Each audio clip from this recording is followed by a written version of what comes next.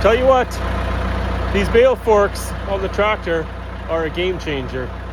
We used to have just a single Bale spear on the front, and yes, they're just two spears, but they're mounted like forks, and it makes it way better for picking up hay bales. We'll go over that later this winter when we're in the hay season.